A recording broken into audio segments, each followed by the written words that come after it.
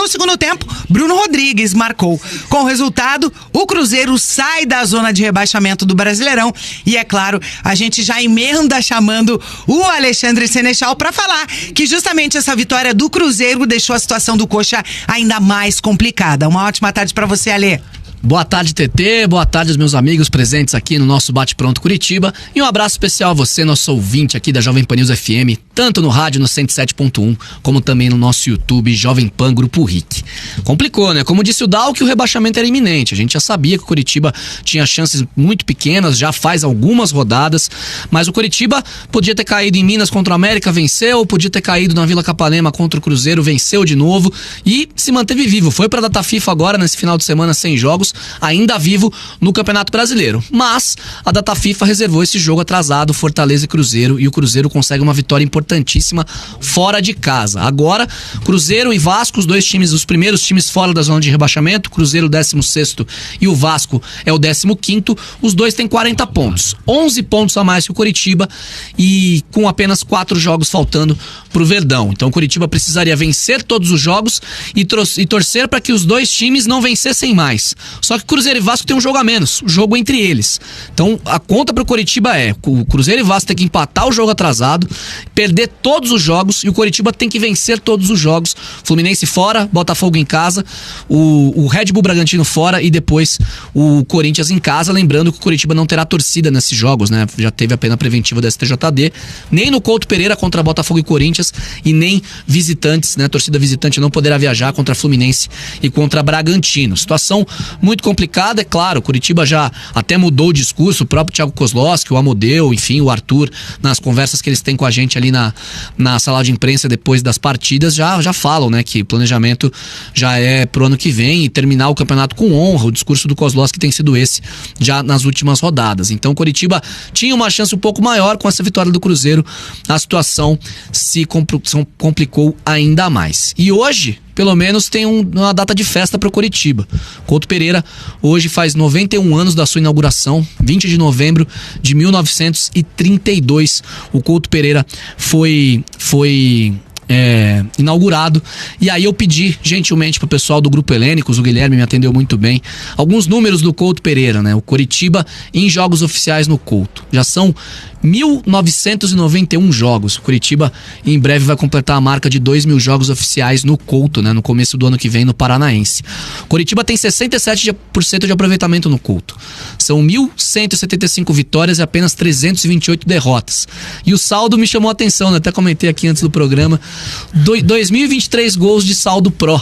2023, né? O ano que a gente está de gols pró pro Coritiba de saldo. São 3.709 gols marcados e apenas 1.686 gols sofridos. Coritiba que tem, historicamente, o Couto Pereira como sua grande força, né? No Brasileirão desse ano acabou sendo não foi a Fortaleza, né? O Coritiba fez uma das suas piores campanhas na história em casa, só 3 vitórias. E enfim, o Coritiba tem esses números no Couto Pereira, tem essa marca, né? 67% de aproveitamento, sempre foi a casa do Coritiba, a Fortaleza, desde o Belfort Duarte, né? Até agora a mudança de nome para Major Couto Pereira. É aniversário da inauguração do Coritiba. Um ponto bom pra gente falar, porque daqui a pouco tem também a questão do Slimani, né? Que o Slimani se machucou na data FIFA, a gente vai falar mais sobre isso, mas a situação do Coritiba no Brasileiro tá muito difícil e também agora perdendo o seu camisa 9 e não deve voltar a jogar. Daqui a pouco a gente volta, TT, pra falar mais do Coritiba. E até porque hoje a gente vai falar bastante de Coritiba, que o Alex já vai estar com a gente aqui pra entrevista. Linhares queria falar que o Cruzeiro contou com a ajuda da arbitragem. O gol foi impedido, né? O VAR ridículo que fizeram lá em Fortaleza, né? Vamos combinar. Não precisava nem linha. Aquele tira-teima que tinha antigamente na televisão tinha dado impedimento naquele lance ali, né? Foi vergonhosa a atuação do VAR nesse jogo. Gol, na minha opinião, eu vim em casa, foi ilegal. O cara do Cruzeiro tá meio corpo à frente, né? E o VAR confirmou o gol. Eles têm que definir o que eles querem, né? Se a linha é no ombro, se a linha é na mão, se a linha é no braço, se a linha começa na manga, vou jogar de manga arregaçada, né? Eu tava vendo Manga o jogo. Abraço. Eu tava Manga vendo não o é jogo. ombro. E assim, a primeira imagem que se fechou para traçar a linha não foi a imagem aberta, foi a imagem da linha da grande área, né? Uma pertinho ali, que daí você não tem as referências para ver da onde puxaram a linha.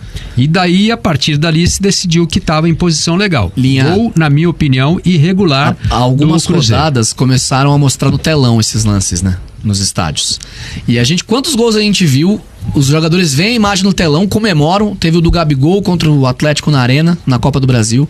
Teve o do Marcos Leonardo contra o Coritiba na Vila.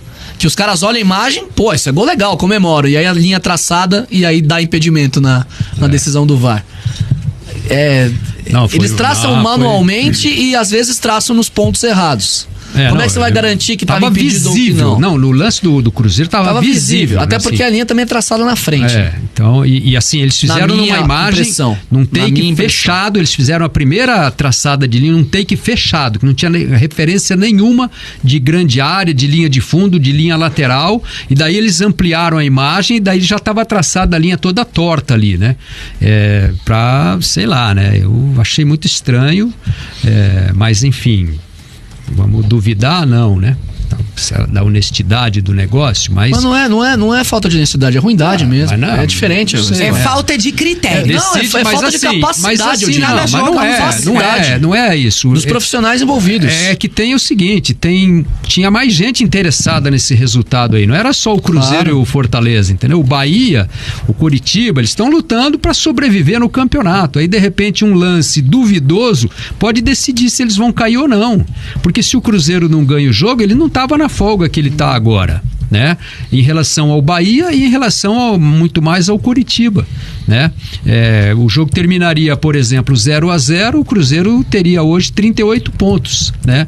Então o Cruzeiro teria que ganhar mais um jogo para chegar a 41 e mesmo ganhando só um jogo, ainda poderia ser ultrapassado pelo Coritiba pelo número de vitórias, porque se o Coxa ganhar os 4 jogos, ele vai fazer mais vitórias do que os times que terminariam eventualmente ali com 41 pontos e que estão na briga, né? O Santos tem 42, já está fora do alcance do Coritiba, mas ainda corre risco ali de cair.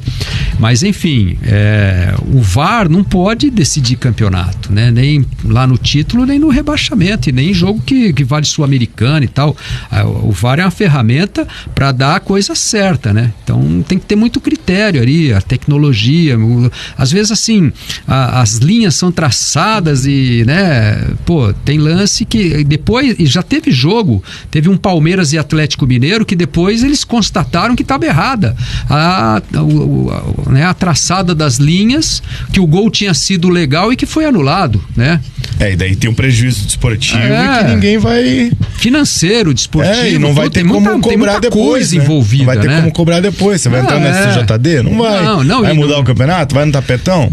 Até pela lei, teria que se mudar, se remarcar a partida, porque é um erro de direito. Quando é um erro desse, é um erro de direito. É um erro de aplicação errada da regra. Então, o clube prejudicado passa a ter o direito, né, de discutir esse erro. E se for comprovado, o certo pela justiça... Só que ninguém faz isso. O certo é anular a partida e fazer um novo jogo. Por quê? Porque a interferência... Já não tem data para terminar o campeonato, imagina se os caras vão anular a partida. Não interessa, joga no dia 25 de dezembro, amigo. Joga no dia 1º de janeiro, é feriado. Dá para todo mundo ir ver o jogo. Acabou, mas assim, se é erro de direito, tem que aplicar a lei existe para isso. O Luan Ribeiro até fala aqui, CBF, Ronaldo, conflito de interesses. A realidade é uma só, a vitória do Cruzeiro já pode fechar o caixão do Coxa. Chamavam ele de presidente, né? Na época de jogador da seleção brasileira. Ele foi o embaixador da Copa do Mundo, né? Assim, claro que não vamos associar essas coisas, acho que leviano isso, mas que é estranho, né? Um jogo ser decidido por um erro e daqui a pouco vai aparecer esse erro aí, você pode escrever. Eu acho que assim, é difícil falar sobre isso porque a gente sabe o quão a arbitragem brasileira é ruim, né? Sim. Então não foi o primeiro e nem será o último erro, né? Eu só espero, eu quero acreditar que não tem interferência externa nenhuma, apenas ruindade.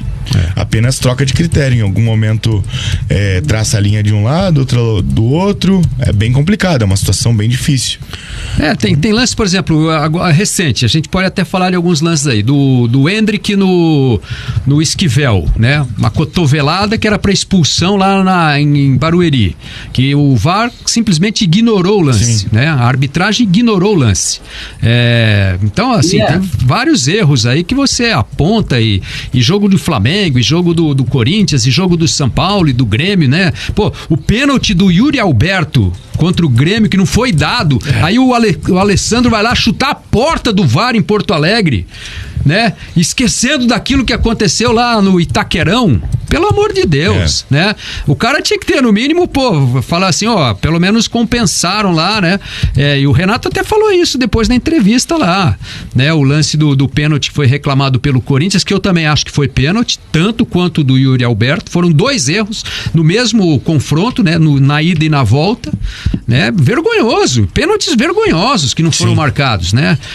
Aquilo ali não precisa nem de VAR para dar aqueles pênaltis, na boa, não precisa de... Concordo. Se um árbitro precisar de VAR para dar um pênalti daquele lá de Itaquera ou aquele do Olímpico, da Arena do Grêmio lá, aí tem que parar de apitar, meu amigo. O cara tá fazendo o que dentro do campo? Passeando? Ele tá olhando pra onde, né? Foi lá assistir o jogo de graça, de dentro do gramado. De graça não, ganhando ainda, né? Ganhando ainda. Vergonhoso, grana ainda. Vergonhoso. E tá cheio de lance assim. Os caras têm medo de apitar. Não, mas não é. O VAR, inclusive, criou uma geração covarde de árbitros, entende? Caras que têm medo de apitar, de decidir ali no campo. São muito poucos os árbitros com coragem de tomar uma decisão dentro do campo. Eles ficam jogando. E bandeirinha, a mesma coisa.